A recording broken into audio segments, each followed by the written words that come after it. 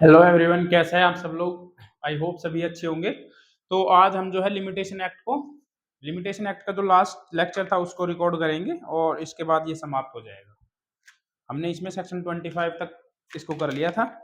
ठीक है, आज इसको फिनिश करेंगे। ज़्यादा लंबा नहीं लेना है, 7 से 8 वीडियो ऑलरेडी इसमें बना चुके हैं, क्योंकि अगर इतना करेंगे ना फिर और कवर नहीं होंगे। और इसके बाद में जो 2 माइनर लॉज की सीरीज स्टार्ट करने जा रहे हैं। पहला तो हम डीवी एक्ट को स्टार्ट करेंगे, ठीक है, जिसको हमने डीवी एक्ट को इसको हमने पहले रखा है। और सुबह में इसकी वीडियो आएगी और शाम में आएगी प्रोबेशन एंड ऑफेंडर एक्ट की। ठीक है, प्रोबेशन एंड ऑफेंडर एक्ट, ये दोनों कंप्लीट होने के बाद फिर हम जो है 2 और माइनर लॉज को स्टार्ट करेंगे, जिसमें हम एक लेंगे जेजे एक्ट का, ठीक है, और सेकंड हम लेंगे पॉक्सो का।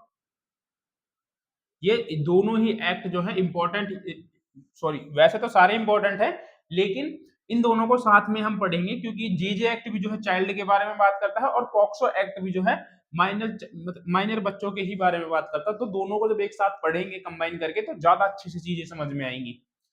पहले इनको पढ़ेंगे, उसके बाद में ये स्टार्ट करेंगे। और आप लोगों को यदि कोई और भी स्टार्ट करना हो, पढ़ना हो, तो आप उसको भी कमेंट करके बता सकते हैं, हम उसको भी स्टार्ट कर देंगे। ठीक है, अभी तो जो है आते हैं अपने section number 26 of limitation act पर। पहले इसको कवर करते हैं। ठीक है, अपने अपने बेयर एक्ट ओपन कर लो।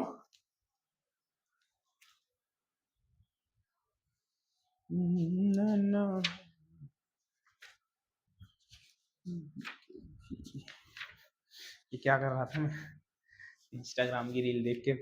क्या क्या हो रहा है भैया।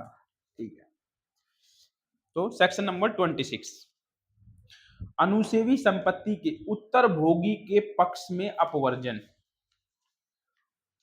Exclusion in favour of reversioners of servant tenement. ठीक है, तो ये क्या बात करता है, इसको पढ़ दो। जहां की कोई भूमि, पहले इसको मिटा देता हूं, जहां की कोई भूमि या जल जिसमें सेक्शन नंबर 26, ठीक है, लिमिटेशन,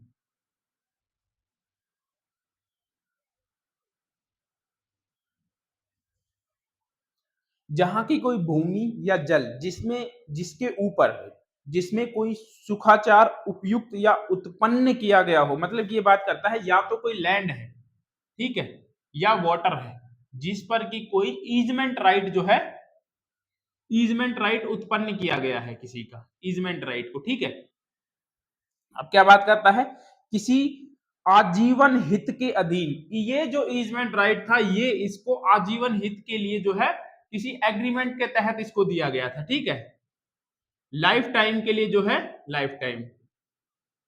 सुनना अभी, पहले पहले एक बार सुनो, उसके बाद मैं आपको सारी चीज समझाऊंगा। या आधार पर इतनी अवधि के पर्यंत जो उसके अनुदत्त किए जाने से 3 वर्ष से अधिक धारित हो, मतलब कि या फिर इतनी अवधि जो कि 3 ईयर्स से ज्यादा हो। ठीक है, 3 ईयर्स से ज्यादा उसको जो है प्रदान की गई है, ये राइट जो उसको दिया गया था। आगे कहता है, वहां ऐसे सुखाचार का उपयोग जितने समय तक ऐसे हित के या अवधि के चालू रहने के दौरान हुआ है, उतना समय 20 वर्ष की काल अवधि की संगणना में से उस दशा में अपोजित कर दिया जाएगा। तो ये कहता है कि जितना टाइम पीरियड के लिए जो है इसको ईजमेंट राइट दिया था किसी व्यक्ति ने और इसने उसका यूज किया था, तो जब हमने सेक्शन 25 पढ़ा था तो उसमें हमने क्या कहा था कि ईजमेंट के लिए क्या जरूरी है, 20 वर्ष तक का पीसफुल पोजेशन, सॉरी 20 वर्ष तक का पीसफुली जो उसने उसको लगातार यूज किया हो। अब ये कहता है कि जितने टाइम पीरियड तक इसने यूज किया है ना इसको ईजमेंट राइट के तौर पर, वो जो होगा इसमें से एक्सक्लूड हो जाएगा 20 वर्ष में से। मान लीजिए किसी ने लाइफ टाइम इसको दिया था और ये जो है 15 साल बाद यूज करने के बाद इसकी डेथ हो गई, तो 15 साल इसने यूज किया या फिर ये छोड़कर चला गया, तो अब ये क्या है, 15 साल में से 20 साल माइनस हो जाएंगे ना, तो अभी भी जो है -5 ईयर्स में ये रहेगा। और मान लीजिए यहाँ पर ये 45 ईयर्स तक इसको यूज करता है और उसके बाद में जाके ये कहता है कि ये तो मेरा ईजमेंट राइट था, उसके बाद इसकी डेथ हो जाती है और इसके लास्ट कहते हैं कि ये इसका ईजमेंट राइट है तो हमें मिलना चाहिए। तो उसमें ये देखिए कि कोर्ट पहले पहले तो ये कि इसका जो ईजमेंट का टाइम पीरियड है ना वो कितना था, यदि वो लाइफ टाइम था तो जो होगा वो बिल्कुल ही जीरो हो जाएगा। किसी की आजीवन किसी को यदि ईजमेंट राइट किसी ने दिया है और उसने वो यूज किया है, तो वो ये जो टाइम पीरियड 20 वर्ष का था, ये उसमें थोड़ी ना स्टार्ट हो जाएगा। क्यों? क्योंकि वो आजीवन टाइम के लिए था। और यदि किसी ने ईयरली दिया है 3 साल से ज्यादा, मतलब कि किसी ने उसको 25 साल दे दिया, ठीक है, अब किसी ने उसको 25 साल का राइट दे दे, तो 25 साल के बाद समाप्त होने पर जो है 25 साल समाप्त हो गए, उसके बाद लगातार इसने 5 साल तक और यूज किया, 30 साल तक, तो अब जो होगी ना 20 साल ये था, इसके लिए जरूरी था, 25 साल तक का इसने दिया था, तो वो टाइम पीरियड तो एक्सक्लूड हो गई होगा। साथ ही जो इसने 5 वर्ष एक्स्ट्रा किए हैं, वो टाइम पीरियड इसमें से एक्सक्लूड कर लो। अब आपको 15 साल और जो होगा वो इस पर पीसफुली जो है आपको रहना होगा, उसका यूज करना होगा, तभी आप राइट ऑफ ईजमेंट को क्लेम कर सकते हैं, ये कहता है ये, ठीक है। जिसमें उस पर के दावे को प्रतिरोध या हित अवधि के समाप्त या अवयवन के पश्चात 3 वर्ष के अंदर ऐसे व्यक्ति द्वारा किए गए प्रावधान पर उक्त भूमि या जल के लिए हकदार हो।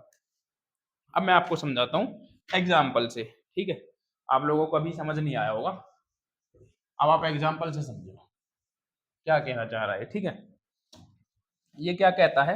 ये कहता है कि कोई भी लैंड जो है, मान लीजिए ए नाम का एक व्यक्ति है, एक मिनट दोस्तों, पेन नीचे होगा ना,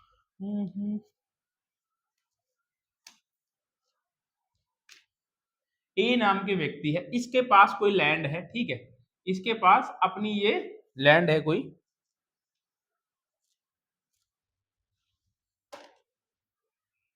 पता है क्या होता है, खुले रहता है ना पेन तो ये सूख जाते हैं। ये इसके पास कोई लैंड है और यहां पर से जो है इसने ये अपना रास्ता जो है इसको ईजमेंट के तौर पर इसको किसको दे दिया, बी को दे दिया लाइफ टाइम के लिए, ठीक है।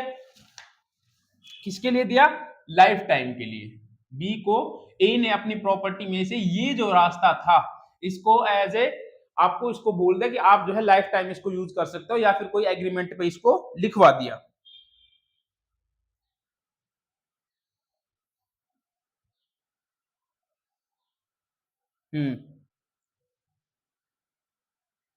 तो आगे क्या है, ये है कि अब मान लीजिए लाइफ टाइम दिया था, अब ये कहता है कि इसने इसको यूज करते हुए इसको हो जाता है 25 ईयर्स, ठीक है।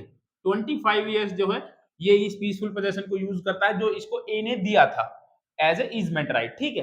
अब ये क्या कहता है कि ये क्या ये क्लेम कर सकता है कि इसको 25 वर्ष तक, 25 वर्ष हो गए हैं, तो इसको इस पर जो है ईजमेंट राइट दिया जाना चाहिए, तो क्या ये उसको क्लेम कर सकता है उस कंडीशन में? नहीं कर सकता। क्यों? क्योंकि ए ने इसको जो है ये दिया है, प्रोवाइड किया है अपनी स्वेच्छा से, किसी एग्रीमेंट के तहत या फिर जो है ओरली एग्रीमेंट करके इसको बी को जो है लाइफ टाइम ये दिया था, लाइफ टाइम के लिए कि आप जो है आजीवन इसको यूज कर सकते हो। 25 साल बाद जाकर के बी ये नहीं कह सकता कि according to the section of 25 20 साल तक जो है पीसफुली पोजेशन, पीसफुली यूज करने पर प्रॉपर्टी पर हमें ईजमेंट राइट प्राप्त हो जाएगा, वो नहीं होगा। क्योंकि ये आपको जो है बी ने अपनी कंसेंट से लाइफ टाइम आपको जो है गिफ्ट की थी या प्रोवाइड किया था, एग्रीमेंट किया था, जो भी किया था, दिया था, ठीक है।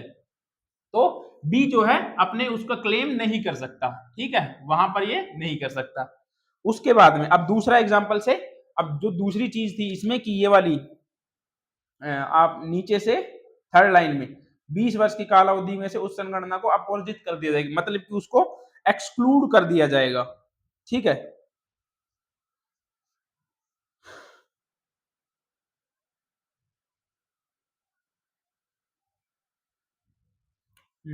देखो ए जो है, ठीक है, इसने ये अपनी कोई प्रॉपर्टी है इसको लीज दिया बी को, ठीक है, लीज कर दी कि आप जो है इसको 10 साल तक के लिए, 10 इयर्स तक के लिए आप इसको लीज पर ले लीजिए, ठीक है। इसने बी को ये प्रॉपर्टी लीज पर दे दी। अब इसने क्या किया, बी ने ये प्रॉपर्टी को 10 साल की जगह पर 15 साल तक यूज किया, ठीक है। ये इस पर आया गया रहा, 10 साल का एग्रीमेंट था और इसने 15 साल तक यूज किया, ठीक है। तो अब क्या यहां पर बी जो है, या मान लो 20 वर्ष मान लो आप, ठीक है, 15 छोड़ो 20 मानो, 20 से समझ 20 वर्ष तक इसको यूज किया, तो क्या बी यहां पर अपना ईजमेंट के राइट को क्लेम कर सकता है? बताओ। 10 वर्ष का तो एग्रीमेंट इसने लीज पे दिया था इसको प्रॉपर्टी, और ये 20 वर्ष तक इसने यूज कर ली, तो क्या वो क्लेम कर सकता है? अकॉर्डिंग टू सेक्शन 25 तो 20 वर्ष ही तो जरूरी था, लेकिन ऐसा नहीं है, यहां पर वो जो है क्लेम नहीं कर सकता। क्यों नहीं कर सकता? तो ये कहता है कि जितना टाइम पीरियड ए ने इसको दिया था, मतलब कि वो टाइम पीरियड जो 10 साल का था, ये इसको प्रोवाइड किया था ए ने, ये जो होगा उस 20 वर्ष में से एक्सक्लूड हो जाएगा। मतलब कि जो 20 वर्ष का सेक्शन 25 में टाइम पीरियड था, उसमें से 10 वर्ष आप घटा लेंगे तो ये जो होगा, ये इसका जो पीसफुली पोजेशन माना जाएगा उस प्रॉपर्टी पर, या फिर उसने जो यूज किया है एज ए ईजमेंट, वो 10 साल तक का माना जाएगा। तो उसका 10 ईयर्स ही माना जाएगा, ना कि 20 ईयर्स। ठीक है, क्योंकि 20 में से ये जो टाइम पीरियड था ना 10 साल का, जो लीज का टाइम पीरियड था, वो भी तो माइनस होगा ना, तभी तो 10 बचेंगे। तो 10 साल का ही पोजेशन रहा इसका, और 10 साल का पोजेशन आपने सेक्शन 25 में पढ़ा था कि 20 साल का पोजेशन, सॉरी पोजेशन नहीं, 20 साल का जो है पीसफुली जो है उसने इंजॉय किया है उस चीज को। तो 20 साल तक तो यहाँ पे किया ही नहीं, इसने 10 साल किया। आया समझ में? अब ये जो टाइम पीरियड कहता है कि वो एक्सक्लूड हो जाएगा। 10 वर्ष तक का टाइम पीरियड लीज को दिया, 20 वर्ष तक यूज किया, तो अब इस टाइम पीरियड से इसको एक्सक्लूड कर दो, कितना बच गया? 10 साल बच गया, तो 20 साल तो हुआ ही नहीं, तो राइट ऑफ ईजमेंट का तो सवाल ही नहीं होता यहाँ पे। आ गया समझ में?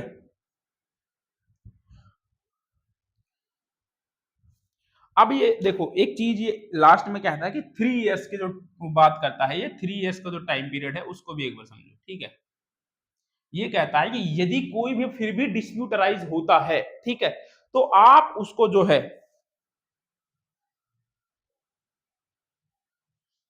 1 मिनट,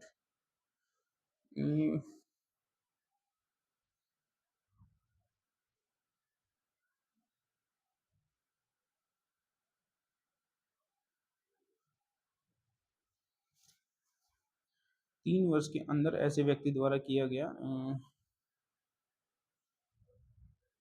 ऐसे व्यवसाय पर उक्त भूमि या जल का हकदार होगा।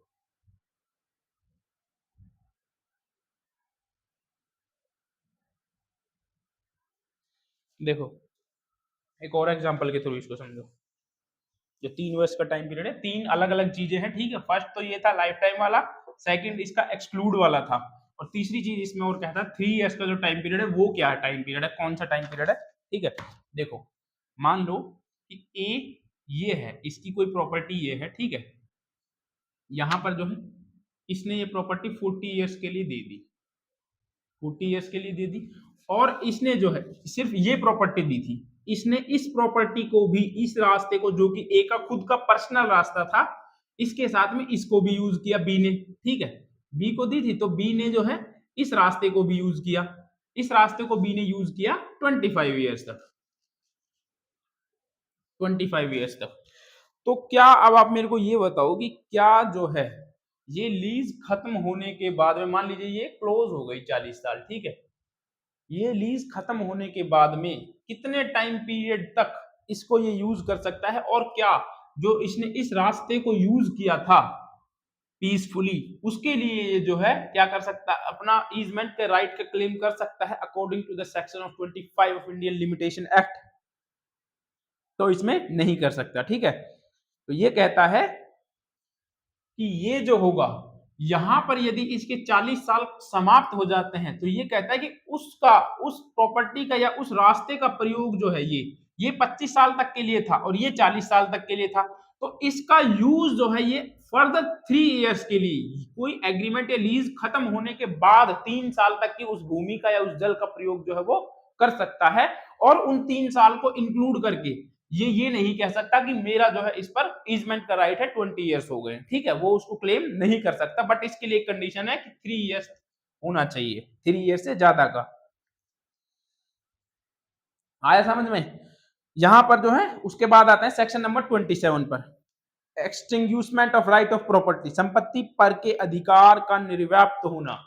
जब हमने स्टार्टिंग में पढ़ा था तो हमने पढ़ा था कि जो लिमिटेशन एक्ट है वो राइट को समाप्त नहीं करता किसी व्यक्ति को। ठीक है, याद नहीं आया क्या? रुको, कौन सा सेक्शन पढ़ाया था अभी बताता हूँ।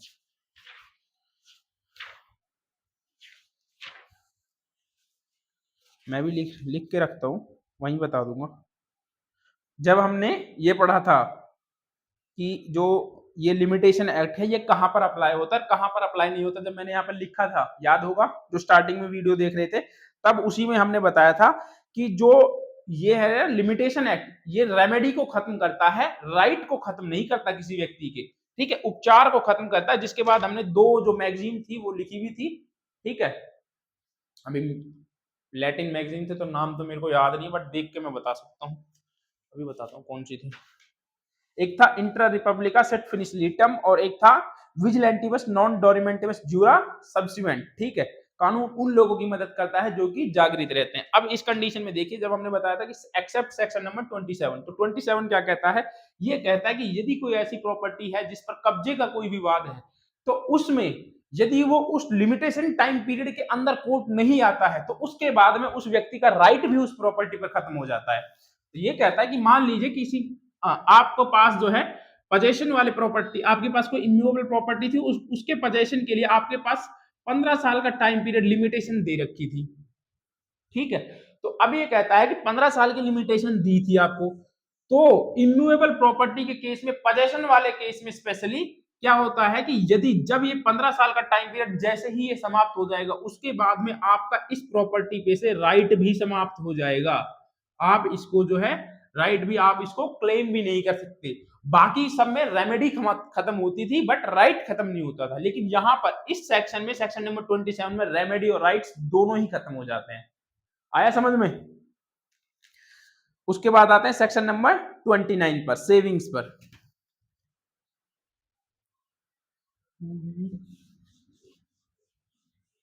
शॉर्ट है, इसको आज खत्म करेंगे चाहे कुछ भी हो जाए।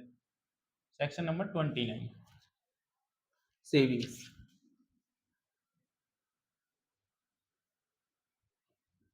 पहला इसका सब क्लोज क्या कहता है? पहला कहता है nothing in this act shall effect section 25 of the Indian contract act 1872। तो ये कहता है कि इंडियन कॉन्ट्रैक्ट एक्ट 1872 का जो सेक्शन नंबर 25 है, ठीक है, उस पर इस लिमिटेशन एक्ट का कोई इफेक्ट नहीं पड़ेगा। सेक्शन नंबर 25 कॉन्ट्रैक्ट एक्ट का क्या है, ये ना कि कंसिडरेशन के बिना किसी, ऐसा ही था कुछ, कंसिडरेशन के बिना एग्रीमेंट करना, किसी चीज को देना था ना, जिसमें प्रेम में या फिर भूतकाल के वचन के लिए किसी को जो है प्रॉपर्टी या फिर कोई चीज दी जा सकती थी, प्रॉमिस दिया जा सकता था, ऐसा ही कुछ करके था, उसको देख लेना। सेक्शन नंबर 25 पर इसका नोट इफेक्ट। ठीक है, तो लिमिटेशन पीरियड का जो है इतना याद रखो कि इंडियन कॉन्ट्रैक्ट एक्ट 1872 के सेक्शन नंबर 25 पर लिमिटेशन एक्ट अप्लाई नहीं होता उस कंडीशन में। ठीक है, उसके बाद सेकंड, सेकंड क्या कहता है, where any special or local law prescribed for any suit, appeal or application for limitation period different from the period prescribed by the schedule, the provision of the section 3 shall apply as if such period were the period by the schedule for the purpose of the determining the period of limitation prescribed any suit, appeal or application, special law and local law। तो ये एक बात करता है कि जहां कहीं special law और लोकल लॉ, ठीक है, स्पेशल और लोकल लॉ में कोई डिस्प्यूट राइज हो रहा है, मतलब कि कोई स्पेशल लॉ है, जैसे मान लीजिए लिमिटेशन एक्ट है, ठीक है, इसमें तो कोई टाइम पीरियड जो दे रखा है वो दे रखा है 3 इयर्स का, और वहीं जो लोकल लॉ है कहीं का, वहां पे उसी चीज के लिए टाइम पीरियड दे रखा है 5 इयर्स। तो कौन सा पीरियड जो है अप्लाई होगा, तो वहां पर लिमिटेशन एक्ट अप्लाई नहीं होगा, वहां पर हमेशा ही क्या अप्लाई होगा, स्पेशल लॉ अप्लाई होगा। ठीक है, मान लीजिए लिमिटेशन लिमिटेशन एक्ट में दे रखा टाइम पीरियड कितना, 15 साल, ठीक है, और स्पेशल लॉ में टाइम पीरियड दे रखा है 20 साल, तो यहां पर स्पेशल लॉ अप्लाई होगा, याद रखिएगा। ठीक है, लिमिटेशन एक्ट अप्लाई नहीं होगा। जब कभी भी स्पेशल लॉ और लिमिटेशन एक्ट में कोई डिस्प्यूट हो, तो वहां पर स्पेशल लॉ हमेशा एप्लीकेबल होता है। या फिर किसी अदर लॉ में भी, जैसे मान लीजिए लिमिटेशन एक्ट में टाइम पीरियड दे रखा है और किसी अदर लॉ में भी टाइम पीरियड दे रखा है, तो वो स्पेशल लॉ ही प्रोवाइड, वो स्पेशल लॉ ही एनफोर्स होगा, लिमिटेशन एक्ट एनफोर्स नहीं होगा। तो ये कहता है इसका सब close to. Now three, three क्या कहता है, ये कहता है कि मैरिज और डाइवोर्स के केस में भी ये अप्लाई नहीं होता। ठीक है, मैरिज और डाइवोर्स इन केसेस में भी लिमिटेशन एक्ट नॉट अप्लाई। ठीक है, कोई लिमिटेशन अप्लाई नहीं है। उसके बाद में फोर क्या कहता है इसका, फोर क्या कहता है, धारा 25 और 26 तथा धारा 2 की परिभाषा, सुखाचार की परिभाषा उन राज्य क्षेत्रों में लागू नहीं होगी जहां पर सुखाचार अधिनियम लागू होता। तो ये कहता है कि जो 25 और 26 है, ठीक है, 25 एंड 26 है जो सेक्शन नंबर लिमिटेशन एक्ट का, ये वहां अप्लाई नहीं होगा जहां पर इंडियन ईजमेंट एक्ट अप्लाई होता है। ठीक है, ईजमेंट एक्ट जहां एनफोर्स है वहां पर जो है ये अप्लाई नहीं होंगे सेक्शन नंबर 25 और 26, ठीक है, नोट अप्लाई। समझ में आया? जहां पर ये लिमिटेशन एक्ट का सेक्शन 25 और 26 वहां अप्लाई नहीं होगा जहां पर इंडियन ईजमेंट एक्ट लागू होता है।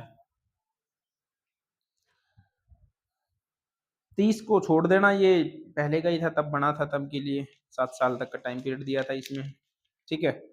31 भी कहता है कि वर्जित या लंबित वादों के बारे में उपबंध, मतलब कि जो पेंडिंग सूट्स हैं उनके बारे में क्या उपबंध है, उनके बारे में बात करता है। ये क्या फर्स्ट इसका क्लोज कहता है कि ऐसे किसी भी वाद, अपील या आवेदन का दायर किया जाना शक्य नहीं करेगी जिसके लिए लिमिटेशन एक्ट का द्वारा विहित परिसीमा काल का अवसान इस अधिनियम के प्रारंभ होने के पहले हो गया हो। मतलब कि ये कहता है कि वहां पर लिमिटेशन एक्ट अप्लाई नहीं होगा जहां पर कि कोई भी अपील या सूट का टाइम पीरियड जो था इस एक्ट के अप्लाई होने से पहले ही समाप्त हो गया हो, तो वहां पर ये जो है टाइम पीरियड दोबारा स्टार्ट नहीं होगा, वहां पर अप्लाई नहीं होगा।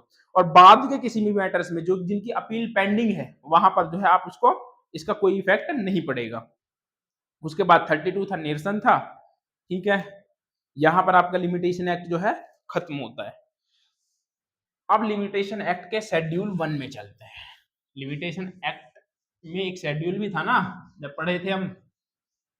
अब हम बात करते हैं शेड्यूल की। शेड्यूल में हमने पीछे दे रखा था टाइम पीरियड, ठीक है, टाइम पीरियड हमने दे रखा था। अब शेड्यूल जो है इसमें मेनली क्या है, इसमें इसको 3 डिविजन्स में बांटा गया है। कितने डिवीजन है इसमें? 3 डिवीजन है। और इसके फर्स्ट डिवीजन में जो है इनको 10 पार्टों में डिवाइड किया है। पहले डिवीजन है, फिर डिवीजन के पार्ट्स हैं 1 2 3 एंड 4 जितने भी हैं, ठीक है। तो इसको 3 डिवीजन में बांटा है। नहीं यार, जो पेन था ना वो तो हो गया खराब, और जो ये कबाड़े है ना ये भरे हुए हैं। 3 डिवीजन में इसको बांटना है, ठीक है। फर्स्ट डिवीजन, सेकंड, हिंदी में बोलते हैं खंड बोलते हैं ना शायद, थर्ड डिवीजन। इनको 3 डिवीजन में बांटा गया है। पहला जो है, पहले बात करता है सूट रिलेटिंग, ठीक है, जितने भी वाद रिलेटिंग, सूट फाइल से रिलेटेड जितने भी हैं। फर्स्ट है सूट से रिलेटेड, ठीक है। सेकंड है अपील्स का, एंड थर्ड है आवेदन का, एप्लीकेशन का, ठीक है। थर्ड बात करता है एप्लीकेशन का। इनके कहां से कहां तक है? पहला सूट वाला जो है वो 1 से लेकर के 113 तक है, और दूसरा जो अपील्स का है वो 114 से 117 है। नाउ 108, यार पेन खत्म हो गए, बताओ, 118 से 137 तक, ठीक है। ये 3 जो हैं इसके डिविजन्स हैं जिनको बांटा गया है। आप इनको इस तरीके से याद रखेंगे तो आपको याद रहेगा टाइम पीरियड भी, ठीक है। अब बात करते हैं फर्स्ट डिवीजन के इसके की। फर्स्ट डिवीजन में इसके 10 पार्ट है, ठीक है। अब 10 कौन कौन से हैं वो मैं यहाँ पे लिख देता हूँ आपको। देखो, फर्स्ट पार्ट जो आता है पार्ट 1, उसका नाम है, इसको आप शॉर्ट में याद कर सकते हो, अकाउंट्स का, ठीक है। पार्ट 1 जो बात करता है अकाउंट्स की, हिंदी में बोलते हैं लेखा जोखा, ठीक है। इसमें जो टाइम पीरियड दे रखा है वो टाइम पीरियड कितना है?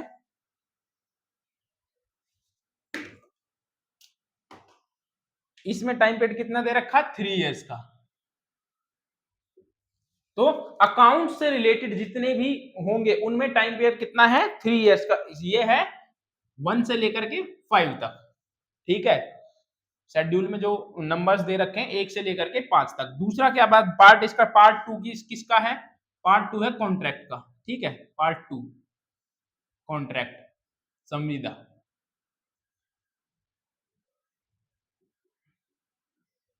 पार्ट 2 है कॉन्ट्रैक्ट का। ये कहां से कहां तक है? ये 6 से लेकर के 55 तक है, ठीक है। ये 6 से 55 तक है। और इसमें कितना टाइम पीरियड है? इसमें भी 3 इयर्स है। तो आप जब देखेंगे पीछे से शेड्यूल 1 को तो उसमें इसी तरीके की है, ठीक है। आप शॉर्ट वर्ड्स को भी यूज कर सकते हो, जैसे कि देखो शेड्यूल खोलो अपना पीछे से,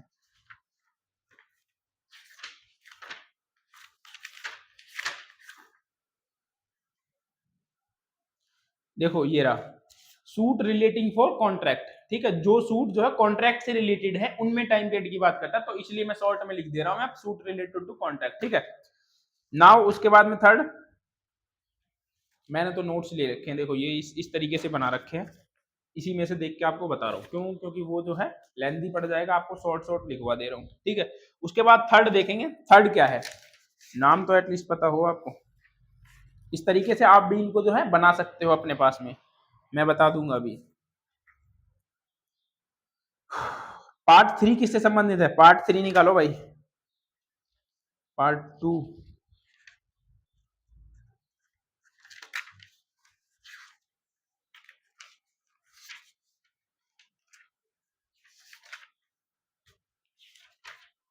ये part 3 suit relating to the declaration, तो ये जो है पार्ट 3 जो है डिक्लेरेशन से रिलेटेड है, ठीक है। पार्ट 3 जो है वो डिक्लेरेशन से रिलेटेड है, और 56 से लेकर के कहां तक है, 55 तक, सॉरी 55 तक क्यों होगा, 56 से लेकर के ये है 60,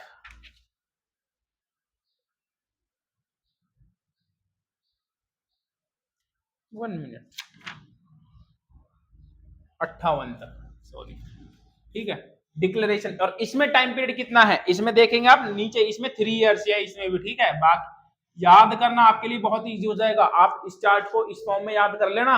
बाकी आपको ये पता होगा कि यहाँ पे क्या है, जैसे कि अकाउंट्स का 1 से 5 तक है, तो इसमें टाइम पीरियड कितना होगा अकाउंट्स का, आपको अंदाजा लग जाएगा जब एक बार पढ़ोगे।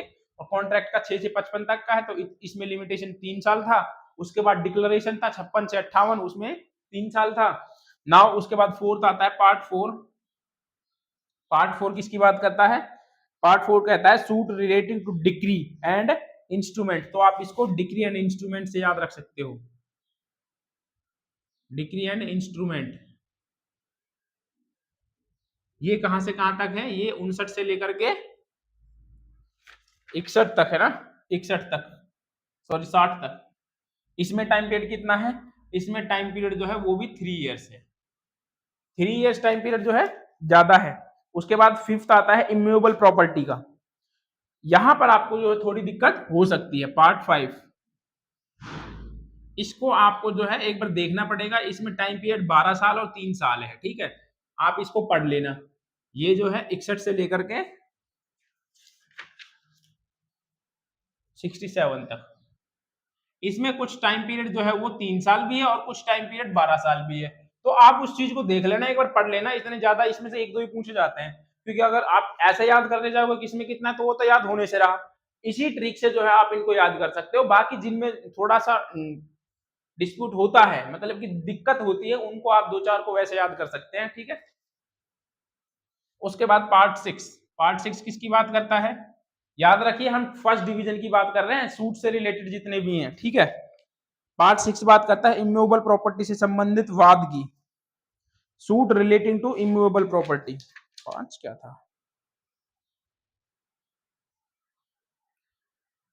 Suit relating to immovable property, हाँ ये मोर्टगेज वाले थे। एंड ये है specific immovable property of land misappropriation of convert.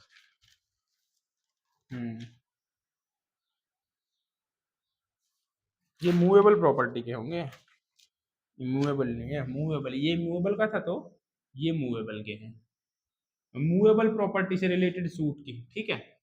ये कहां से कहां तक है, 68 से लेकर के 71 तक। और इसमें टाइम पीरियड कितना है, इसमें भी 3 साल होगा, 3 इयर्स, इसमें भी जो है 3 इयर्स ही है। उसके बाद पार्ट 7, पार्ट 7 किसकी बात करता है, पार्ट 7 बात करता है टॉर्ट्स की, टॉर्ट्स के जितने भी मैटर्स होंगे वो कहां से कहां तक है, 72 से लेकर के 91 तक। और इसमें जो टाइम पीरियड है, इसमें टाइम पीरियड अलग अलग है, देखो इसमें 3 टाइम पीरियड्स हैं। पहला जो कि 72 से 81 तक है, और 82 से लेकर के कितना है 84, एंड 85 से लेकर के 91। इनमें जो टाइम पीरियड है वो अलग अलग है। 81 72 से 81 में तो है 1 ईयर तक है, ठीक है। 82 से 84 में 2 इयर्स है। नाउ 85 टू 91 में 3 इयर्स है। तो ये टाइम पीरियड आपको याद रखने, ठीक है। ये मैं मिटा देता हूं यहां से थोड़ा सा।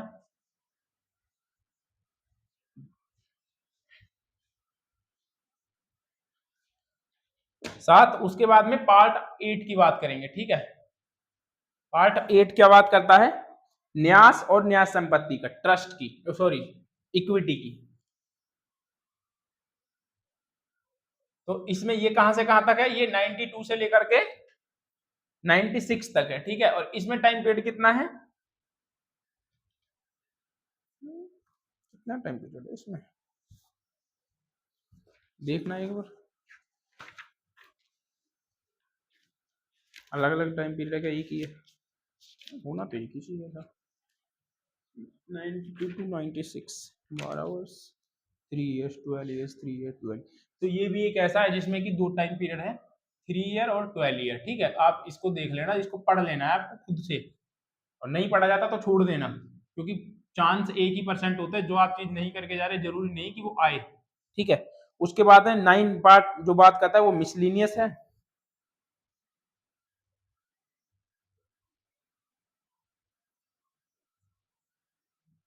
ये जो है 97 से लेकर के कहां तक है,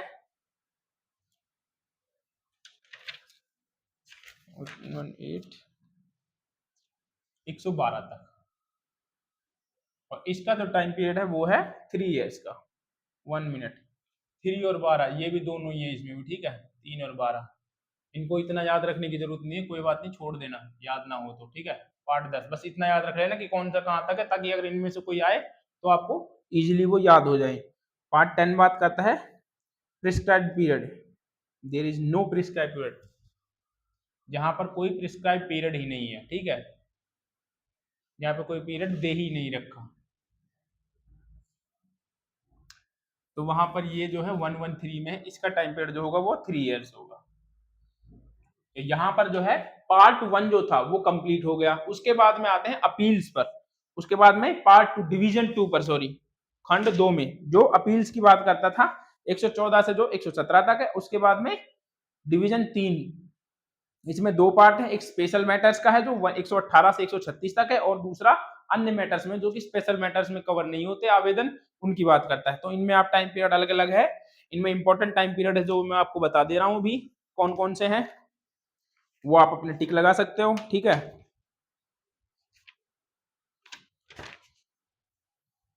अपील्स में 114, 116, तीसरे खंड में तो, उसके बाद में 124, 125, 26, 130 इंपॉर्टेंट है, 131, 133, 134, 135, बस ये जो है इंपॉर्टेंट है, ठीक है, इनको आप कर लेना। और यहाँ पर आज जो है हमारा फाइनली लिमिटेशन एक्ट जो है कंप्लीट हो गया है दोस्तों। और इसके बाद जो हम कल से स्टार्ट करने जाएंगे वो होगा प्रोबेशन एंड कौन सा, डीवी एक्ट। ये दोनों एक्ट स्टार्ट करेंगे, सुबह डीवी एक्ट स्टार्ट करेंगे और शाम को प्रोबेशन एक्ट की वीडियोस जो है अपलोड करेंगे। तो ठीक है दोस्तों, मिलते हैं नेक्स्ट वीडियो में, bye bye, love you, take care.